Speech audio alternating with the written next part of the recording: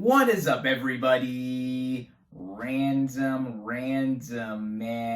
here. To all of my viewers out there in the US, happy Memorial Day weekend. I hope everyone out there is continuing to stay safe and be well during this unpredictable time, as I am here bringing you my review for Top Gun Maverick.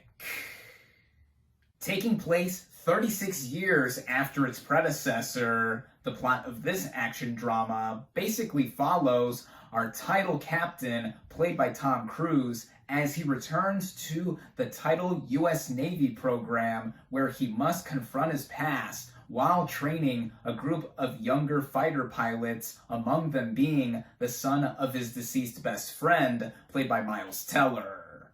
Going into this movie, I was highly anticipating it. This was one of my most anticipated films of 2022, and I'm not even a die-hard fan of the original, which, speaking of that, to briefly get into my thoughts on the 1986 film Top Gun, I do enjoy it though. I did like this film when I went back to watch it on Blu-ray earlier in the week to prepare for the sequel. It's not one of my favorite action movies from the 1980s, nor is it one of my favorite films starring Tom Cruise, but I totally get its fixture in pop culture. Plus, it further propelled Cruise into movie stardom, as I am a huge fan of his. He is one of my favorite actors out there, and is a big reason as to why I was highly anticipating Top Gun Maverick.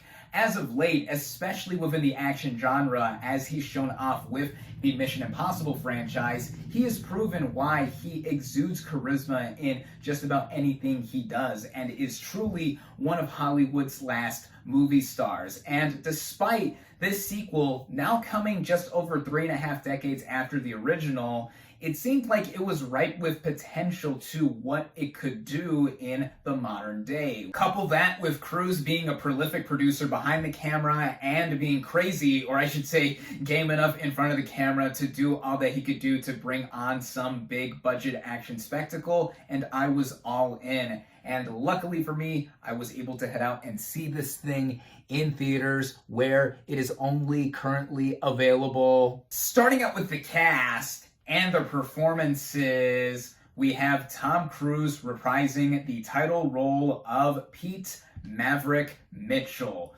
Now, even though it has been decades since he last played this character, he goes back into it with the same characteristics that he had before, with him being cocky and rush-seeking, all while still remaining at the rank of captain, or as he says, a very decorated captain. But this isn't just Cruise reprising an iconic role of his. He is also given more weight to work with as a character, and still having the demons of his past loom over him decades on, and having the added challenge and task of teaching a younger group of fighter pilots for a very important mission. And I think this brings out one of Tom Cruise's best performances possibly ever, with him mixing in the known charisma of his that he has shown off before, and his dramatic chops, which he has shown off as well, combining together to give a multi-dimensional turn here that, again, I think is one of his best. The supporting cast here, I think, are up to snuff with Cruise carrying this movie. We have Miles Teller as Rooster, the son of the late best friend of Maverick's, Goose, and I think that he also gives one of his best performances here. Certainly his best since 2014's Whiplash, with him having a bit of a grudge against Maverick in not only being with him at the time of his father's death, but also having a personal vendetta against him in preventing him from going to flight school and being in the U.S. Navy to be like his father. Teller's traits here also have him resemble how Anthony Edwards played his character's dad in the first film, while with Teller being more serious in turn of how he is trying to be in getting this mission done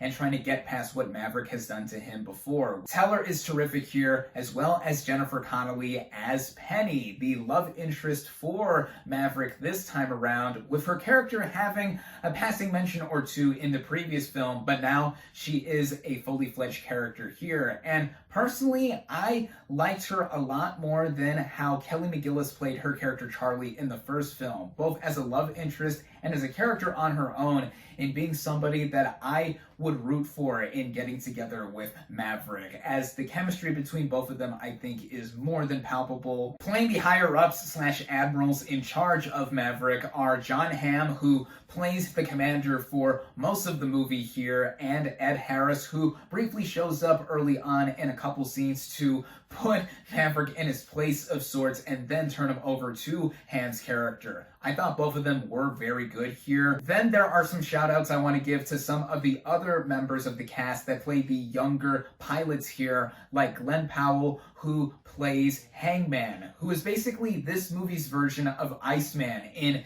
being very hot-headed, very snarky, and he is very much a show-off here. And I think that Powell fits that role well. The dynamic that he has with the rest of the crew here in sparring with them, in creating effective conflict, I thought was done just enough. And again, he was basically this movie's version of Iceman, while also having him put in contrast with Rooster, who I think is a bit of a mix of a younger version of Maverick and Goose. And then another younger member of the cast that I thought stood out here is Monica Barbaro as Phoenix, being one of the few female members of this crew, and I thought that she was very headstrong. Lewis Pullman plays her backseater Bob, and his character I could definitely identify with, as he is one of the few people on this Top Gun crew that isn't trying to show off. And speaking of Iceman from earlier, I would be remiss if I didn't mention Val Kilmer briefly reprising his role in this film. And without giving anything away,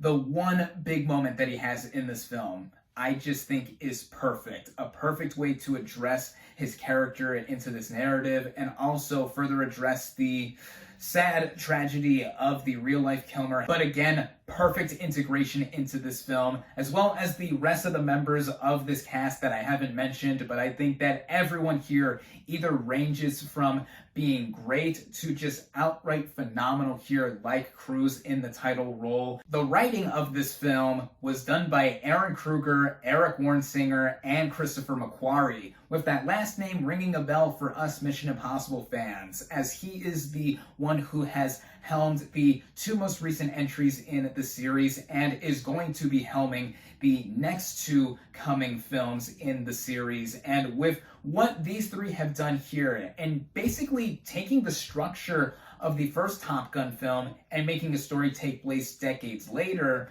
I think that it works to the benefit of the narrative in the best ways, as it has a bunch of callbacks and hallmarks to what made the first Top Gun film work for a lot of people. Right down to how the movie opens with the same text that explains a bit about the Top Gun program, and the opening credits show off the jets fly off of the huge naval boat here, and then we are back into the life of Maverick. Some things not changing for Maverick, specifically in him still showing off why he feels the need for speed, and then the student becomes the teacher in being tasked with training younger Top Gun pilots to take on this mission in eradicating some uranium being produced at a plant in an unidentified country. And that detail right there gives the movie more urgency than the previous film, as that film mostly had the Top Gun training be at the forefront of its narrative, with a mission being tacked on at the end with its third act. But here,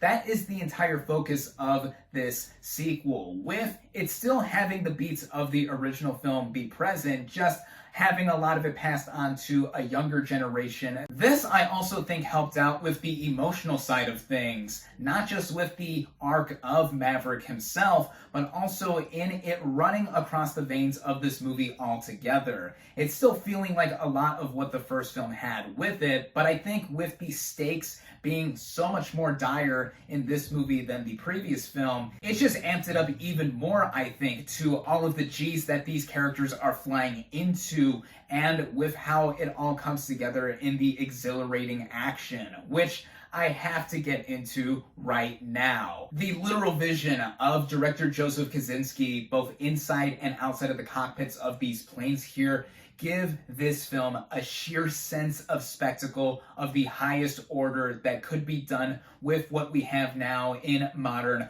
filmmaking. A lot has been talked about in the stunts here being done practically, and for sure one could tell that these planes are really being flown in the air with cameras being strapped to them and also being aided by CGI along the way, whether it is obvious or not. But I'm also talking about the technology that is used to simulate the radar system that these characters are using to keep track of one another, and whether it is us seeing their call signs on their helmets or the sides of the planes, or just seeing them being tracked on with this tech, you will know where all these characters are at all times. And just with the way this movie is framed and cut together too, it makes it such a rush to watch as well. How we are seeing everything at such a rate to where it is visible and it gives us a sense of danger along the way. It makes it feel all the more weighty and realistic as these films are trying to be. It also would not be a Top Gun film without it having a great soundtrack to boot. The original movie had hits like the iconic theme song Danger Zone by Kenny Loggins and the Oscar-winning Take My Breath Away by Berlin. Here, not only did Harold Faltermeyer return to compose the score for this film like he did in the original, but he's also brought along Hans Zimmer, my personal favorite film composer, to help contribute to the music as well, and Lady Gaga to do this movie's essentially theme song called Hold My Hand, which is played just about towards the end of the film. And I think that she is going for her second Best Original Song Oscar. I mean, I love Lady Gaga, period, but this song here is basically a triumphant sounding tune, and it all coming together, this film I should say, it all coming together at just over 2 hours in length. I felt it run at just about the right moves that it makes, just like all of the moves that the pilots make all throughout it. Everything that I have said, you could potentially fault this movie for, and it being a lot like the first film. However, I think that what this sequel does here is a textbook case of what a sequel should do and literally run or fly with in being a superior film to its predecessor. All that this movie does, like the first movie, is amped up to an 11, and it coming together with a third act that literally took my breath away. It's some of the best action filmmaking I have seen in the last few years. It is something that really had me on the edge of my seat and not knowing exactly what it was going to do and where it was going to go. And it just upped the ante at a moment that I did not expect it to. This film having that, while also wearing its heart on its literal sleeve, made me completely won over by this movie overall in more ways than one, it exceeding my already high expectations. And I think that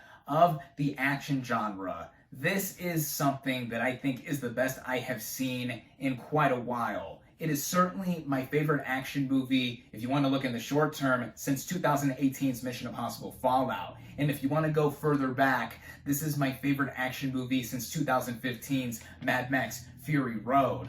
And I mean that in the highest of praises because of all that is done here to literally say that this is what cinema is meant for. This is why we go to the movies. On that note too, I cannot believe I haven't mentioned this up until this point, but if you caught the brief glimpse of me showing off my movie ticket stub for this film, that you would know that I saw it in IMAX. And yes, see this thing in IMAX, or as big and as loud as possible. This film was made for IMAX. It was made with IMAX cameras. It was made to be seen with the most premium of formats in mind for the viewer to experience. And if this film does not get people back to the movies soon enough, then I don't think anything else will, because of what this has done for me personally. In case you haven't noticed by now, I absolutely adored Top Gun Maverick.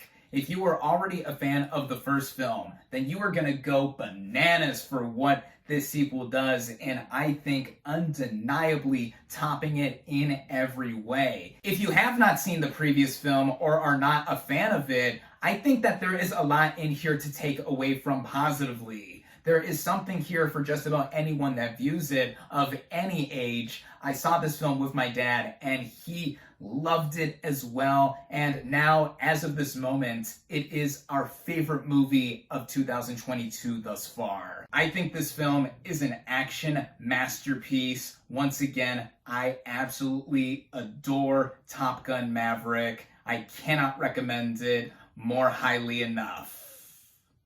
My final verdict for Top Gun Maverick is 5 out of 5 stars.